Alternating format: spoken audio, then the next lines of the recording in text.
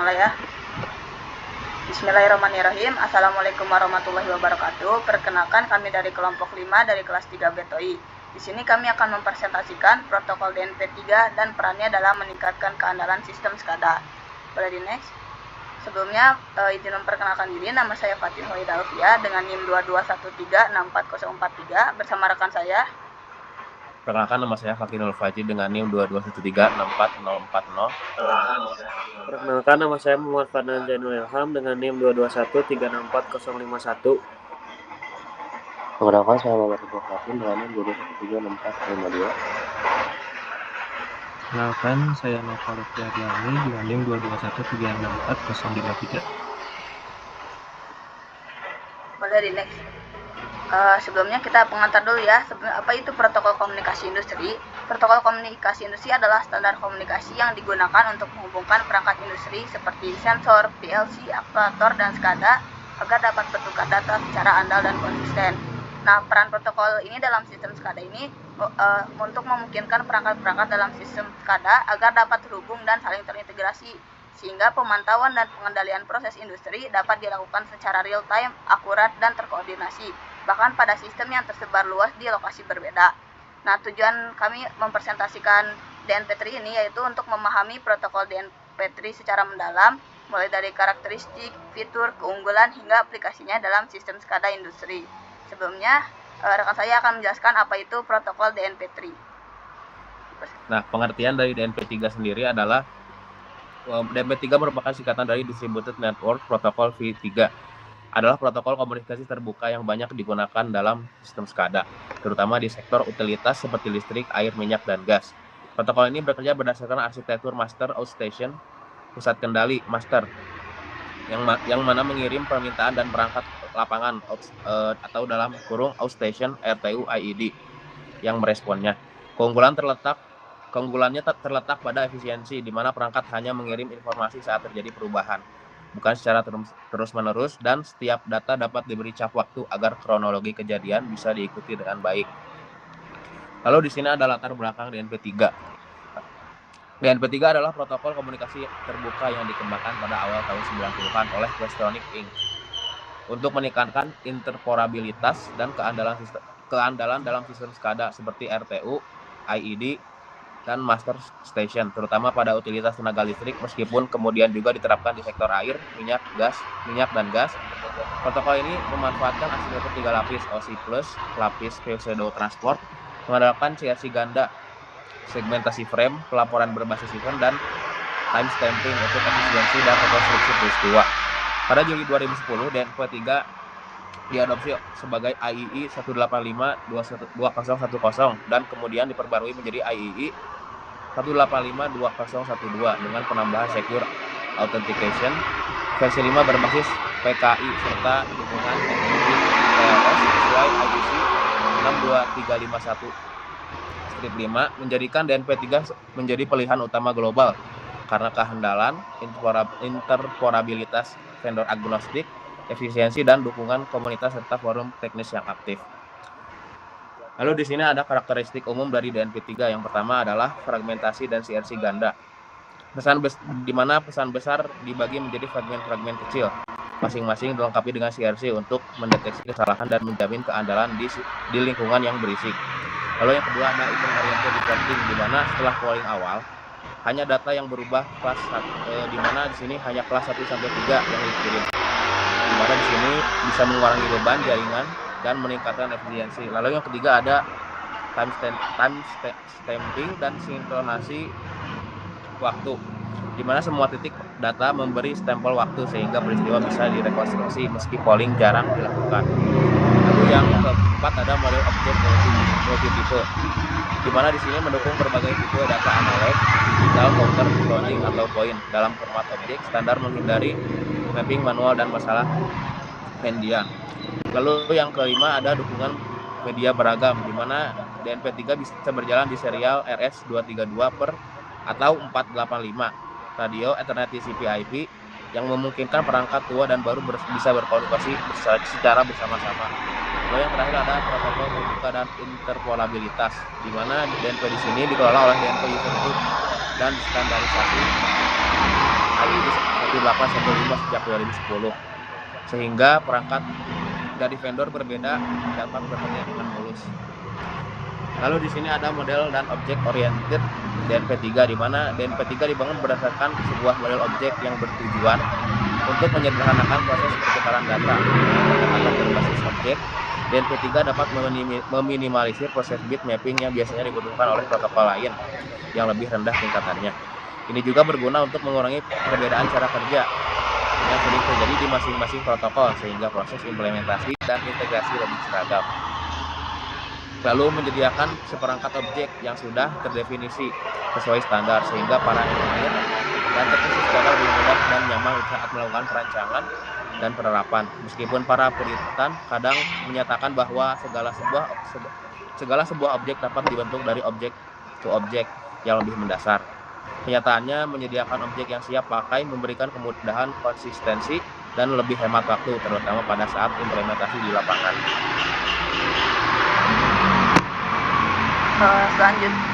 Selanjutnya di sini ada arsitektur dari master remote DNP3. Di sini tuh di DNP3 arsitekturnya menggunakan master remote, di mana master bertanggung jawab untuk menyediakan antarmuka bagi network manager manusia untuk melakukan pengawasan dan pengendalian. Dan sedangkan remote seperti RTU dan Intelligent Electronic Device menyediakan antarmuka antara master dan peralatan fisik yang diawasi atau dikontrol. Kalian dapat dilihat pada gambarnya di sini, master dan remote saling bertukar informasi menggunakan sebuah pustaka objek yang sama atau disebut Common Object Library, sehingga proses pertukaran data lebih terstruktur dan seragam. DNP3 juga dilengkapi dengan seperangkat kemampuan dan mekanisme yang matang, sehingga dapat diandalkan meskipun terjadi interferensi, kualitas sinyal yang rendah, atau kondisi jaringan yang tidak sempurna. DNP3 juga merupakan sebuah polling protokol, di mana saat master terhubung ke sebuah remote, proses pertama yang dilakukan disebut integrity poll. Dalam proses tersebut, master meminta remote untuk melaporkan seluruh buffer data dan juga nilai saat ini dari masing-masing titik data atau current point, sehingga master mendapatkan gambaran yang lengkap mengenai kondisi lapangan sebelum melangkah lebih jauh. Boleh di next.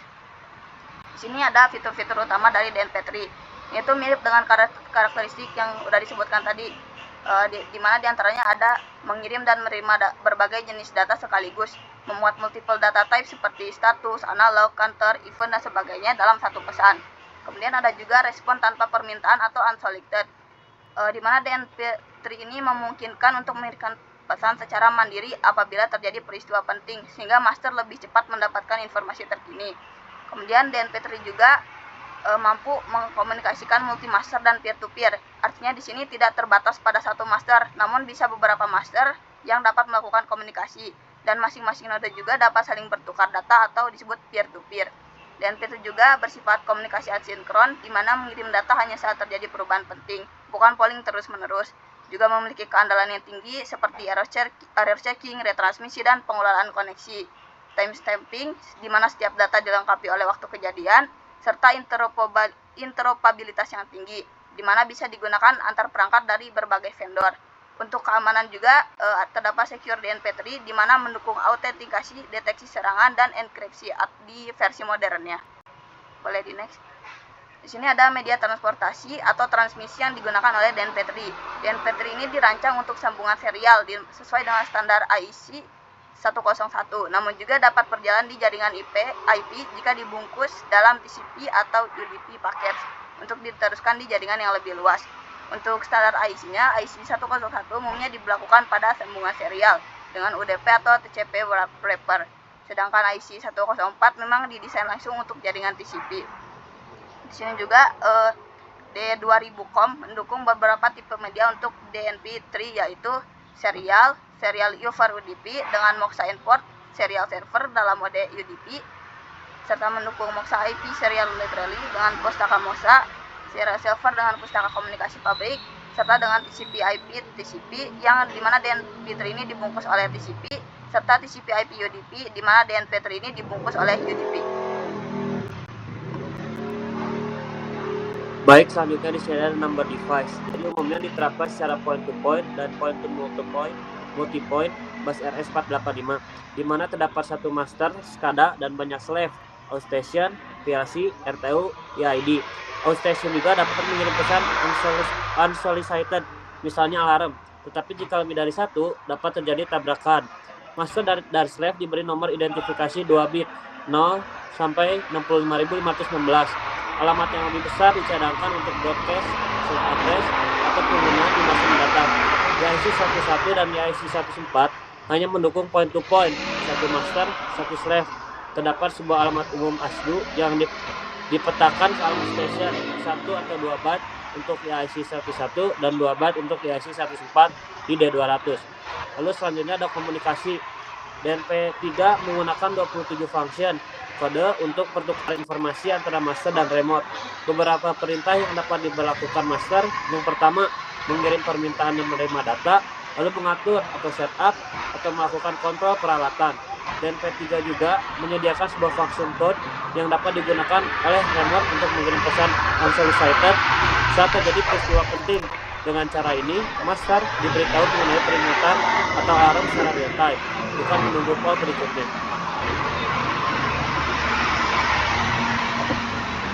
Lalu selanjutnya, kelas calling DNP3. DNP3 memisahkan data menjadi 4 kelas. Yang pertama kelas 0, data statis, tidak terjadi perubahan. Lalu kelas 1, data dinamis, prioritas 1, yaitu paling penting. Kelas 2, data dinamis, prioritas 2, menengah. Kelas 3, data dinamis, prioritas 3, lebih rendah. Di mana kelas 0 dapat poll untuk mendapatkan seluruh data saat ini, sedangkan poll kelas 1 sampai 3 hanya mengambil data yang terjadi perubahan atau event. Dalam implementasi, masa dapat diberi jadwal poll yang berbeda per kelas. Misalnya, poll kelas 1 sampai 3 setiap 10 detik dan poll kelas 0 setiap 10 menit. Di IC 11 dan di IC 14 juga mendukung pengelompokan objek hingga 16 grup dan counter hingga 4 grup. Setelah poll awal, hanya perubahan yang akan dikirim sehingga lalu lintas data lebih efisien. Baik, khususnya akan menjelaskan mengenai objek diberi DNP3. DNP3 menyediakan sebuah beberapa objek standar yang digunakan pada sistem SCADA seperti binary input atau status on-off dan analog input atau nilai kurang. Makanya memudahkan pabrikan dan master untuk saling memahami data yang diperkirakan sehingga spesifikasi lebih praktis dan seragam. Tanpa kerusakan standar, setiap pabrikan harus membuat formatnya masing-masing sehingga terjadi perbedaan dan kesulitan saat melakukan integrasi dalam DNP3.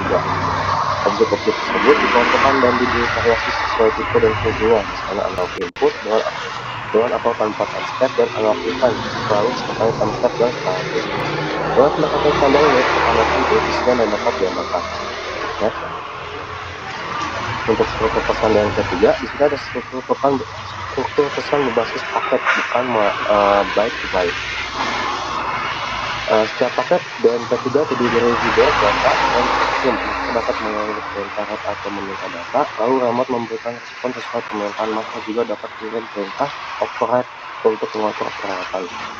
Selain itu, remote dapat mengirim pesan unsolicited apabila terjadi peristiwa penting. Bagian ASDU, Application Service Data Unit, DNP3 juga cukup fleksibel sehingga ukuran dan isinya dapat disesuaikan sesuai kebutuhan, memungkinkan proses pertukaran data lebih efisien dan sesuai aplikasi. Selanjutnya ada layer DNP3. DNP3 ini dibangun atas beberapa lapisan atau layer yang masing-masing punya perannya sendiri, di mana terdapat application layer yang menghubungkan ASDU, Application Service Data Unit, dan APSI, Application Protocol Control Information, menjadi sebuah pesan lengkap yang disebut dengan APDU. Kemudian ada transport layer, di mana yang memecah pesan tersebut menjadi segmen dengan maksimal 16 byte, kemudian diberi header dan diberi CRC untuk menjaga integritas data. Kemudian juga ada link layer untuk menambahkan kontrol dan informasi addressing sebelum paket dikirim. Nah, jika DNP3 ini diterapkan di jaringan LAN atau WAN, ketiga lapisan tersebut harus dibungkus lebih lanjut, di mana DNP3 dimasukkan ke TCP untuk di lapisan transport, kemudian TCP dibungkus oleh IP di lapisan jaringannya, dan UDP juga dapat digunakan meskipun lebih rawan terjadi masalah delivery saat lalu lintas padat. Lapisan paling bawah, network interface, bertanggung jawab untuk pengiriman fisik data melalui twisted pair, syarat optik, dan lainnya. Nah, model multilayer ini berguna untuk memisahkan proses komunikasi sehingga lebih mudah diterapkan dan dikelola sesuai dengan kebutuhan. Ini adalah alur transport media dari master dan remote pada DNP3. Nih, ketika DNP3 master mengirim permintaan read ke remote, pesan tersebut akan melewati lapisan demi lapisan. Untuk urutannya di sini master membuat read request di application layer, kemudian pesan diteruskan ke transport layer, diberi port sumber dan tujuan, lalu diteruskan ke IP layer yang diberi alamat IP dan MAC, kemudian terakhir diberangkatkan oleh network interface layer ke media fisik. Sesampainya di remote, di sini proses akan terjadi sebaliknya, di mana network interface akan menerima paket dan diteruskan ke IP naik ke atas, kemudian IP diteruskan ke TCP atau UDP sesuai port yang dituju. Di transport layer ini, TCP atau UDP lalu akan menyerahkan pesan tersebut ke application di DNP3. Di application layer, DNP3 akan melakukan proses yang diminta dan mengirim responnya kembali, mengikuti alur yang sama namun terbalik sampai tiba kembali di master seperti dengan alur yang sebaliknya. Selanjutnya di DNP3 juga ada security, manajemen atau pengelolaan, dan browsing atau penelusuran. DNP3 mendukung secure authentication menggunakan kunci yang disepakati oleh master dan remote, sehingga masing-masing dapat saling memastikan kewenangan dan identitasnya. DNP3 tidak menyediakan enkripsi data, dan IEC juga tidak mendukung keamanan serupa. D2000COM saat ini juga tidak mendukung proses authentication. Kemudian untuk manajemennya, fungsi pengelolaannya cukup lengkap, seperti ada pembacaan objek, pemberian data secara real time, pengiriman perintah, dan penerimaan pesan tadi minta atau unsolicited message, sehingga proses kontrol dan monitoring dapat berjalan lebih efisien dan terstruktur. Untuk browsing ini, di mana jika komunikasi dengan stasiun DNP3 berjalan normal, proses D2000COM dapat menampilkan daftar objek yang diterima beserta nilainya. Proses juga dapat mengirim permintaan pembacaan objek ke semua kelompok yang didukung. Hal ini berguna untuk melakukan konfigurasi tag I/O, seperti cukup memilih baris yang diinginkan dari daftar objek, lalu kelompok dan indeks yang sesuai akan dimasukkan ke konfigurasi tag I/O. Kolom source juga ditampilkan menunjukkan sumber perolehan nilai, seperti read merupakan hasil pembacaan langsung, followed adalah hasil respon dari perintah poll, dan spontaneous yakni pesan spontan yang diterima atau unsolicited response 130. Proses D2000COM akan terjadi secara terus-menerus melakukan pembaruan pada kolom value, sehingga pengguna selalu melihat nilai objek yang terkini.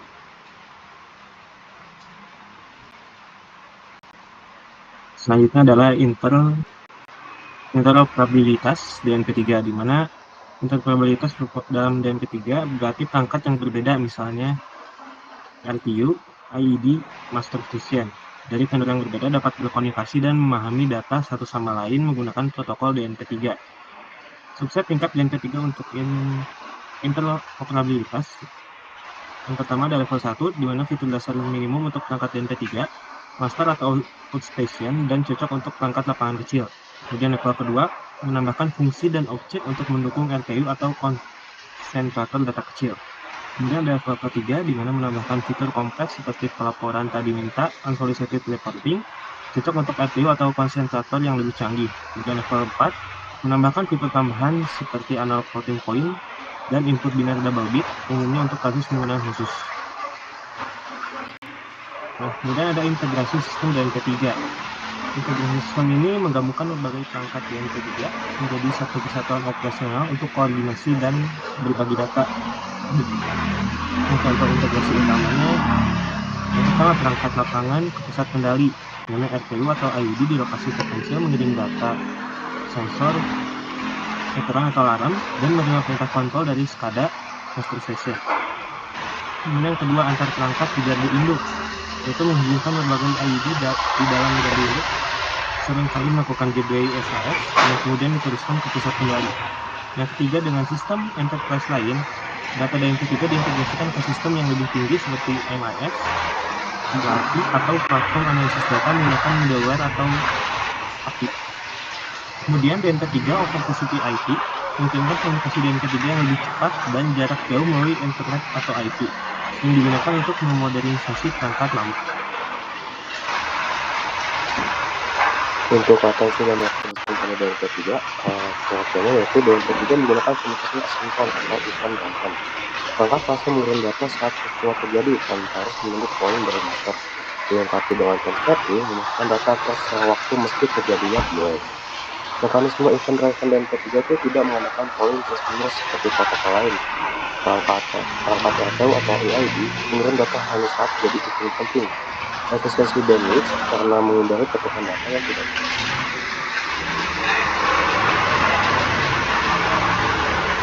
manajemen jaringan dan di sini ada 3, yaitu ada automatic retransmission. Jika paket data gagal diterima, dia akan otomatis mengirim ulang tanpa perlu intervensi manual. Yang kedua, data integrity check, yaitu menggunakan mekanisme CRC, yaitu atau klik redundancy check untuk mendeteksi kesalahan data. Dan yang terakhir, buffer and logging. Jika komunikasi terputus, data disimpan sementara lalu dikirim saat koneksinya pulih. Baik, untuk selanjutnya ada stabilitas dan fleksibilitas di MP3. Untuk stabilitas, sistem dapat menambah jumlah perangkat tanpa mempengaruhi performa. Yang kedua, mampu menangani pertumbuhan data dan node dari skala kecil hingga besar. Yang ketiga, cocok untuk sistem industri yang terus berkembang, misalnya pembangkit atau pabrik besar. Lalu untuk fleksibilitas dapat digunakan pada berbagai jenis perangkat dan sistem operasi. Yang kedua, mendukung berbagai protokol dan media komunikasi, Ethernet, Wi-Fi, radio, dan lain-lain.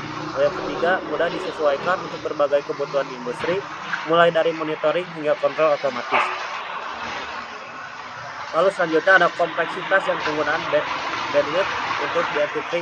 Kompleksitas protokol kompleks misalnya DNP3 membutuhkan pemahaman mendalam oleh sistem sederhana seperti Modbus lebih mudah diimplementasikan tapi kurang efisien. Lalu efisiensi bandwidth penting untuk komunikasi lewat jaringan radio atau seluler. Protokol event based seperti MQTT atau DNP3 lebih hemat bandwidth dibanding polling. Pilihan protokol kompromi antara kemudahan, keandalan, dan efisiensi data. Baik, selanjutnya ada kelebihan dan kekurangan dari DNP3. Untuk kelebihannya, yang pertama, dirancang untuk sistem kelistrikan dan skala kritikal. Yang kedua, mendukung event based reporting dan data buffering saat koneksi terputus. Yang ketiga, timestamp akurat untuk seri data. Yang keempat, dapat beroperasi dalam jaringan yang tidak stabil. Yang kelima, mendukung secure authentication untuk peningkatan keamanan. Lalu selanjutnya ada kekurangannya. Yang pertama, struktur data kompleks yang sulit dipelajari. Yang kedua, kurang cocok untuk sistem IoT jaringan. Yang ketiga, beberapa implementasi bersifat tertutup atau vendor spesifik. Yang keempat, konfigurasi cukup rumit dan tidak intuitif. Yang kelima, tidak fleksibel protokol modern seperti MQTT atau MPC 2. Kemudian ada peran DNP3 dalam SCADA. Dimana yang pertama itu DNP3 berperan sebagai tulang punggung komunikasi. Dimana DNP3 sebagai protokol komunikasi utama yang memfasilitasi pertukaran data antara SCADA master station atau pusat kendali, RTU dan electronic device yang ada di lapangan. Kemudian yang kedua, akuisisi dan pengendalian jarak jauh, di mana DNP3 ini mengumpulkan data secara real time, status analog atau alarm dari perangkat di lapangan, kemudian mengirimkan perintah kontrol seperti buka atau tutup dari aktuatornya ke perangkat lapangan. Kemudian yang ketiga ada interoperabilitas vendor. Sebagai standar terbuka, yang ketiga memungkinkan perangkat dari berbagai produsen untuk berkomunikasi secara fleksibilitas dan menghindari vendor lock-in. Yang terakhir, keandalan dan integrasi data. DNP3 ini dirancang untuk komunikasi yang kuat di lingkungan yang menantang, dan fitur deteksi kesalahan dan timestamping akurat untuk memastikan data valid. Nah, kesimpulan yang dapat diambil dari DNP3 ini, DNP3 merupakan protokol komunikasi penting yang digunakan di berbagai sistem SCADA dan pemantauan jarak jauh. Keunggulannya terletak pada kemampuannya untuk melakukan komunikasi yang andal, efisien, dan standar terbuka, sehingga dapat mencapai interoperabilitas antara perangkat dari berbagai produsen. Keamanan transmisi data DNP3 juga perlu diberlakukan, misalnya dengan penerapan enkripsi ini menjaga integritas dan kerahasiaan data yang tinggi.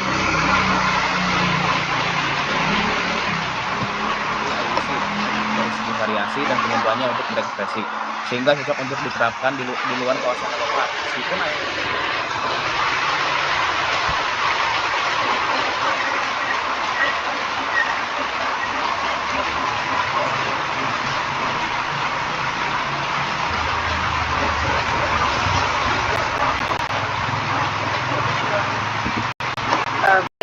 sekian presentasi dari kelompok kami. Mohon maaf atas segala kekurangannya dan semoga apa yang disampaikan bermanfaat. Sekian, wassalamualaikum warahmatullahi wabarakatuh. Waalaikumsalam.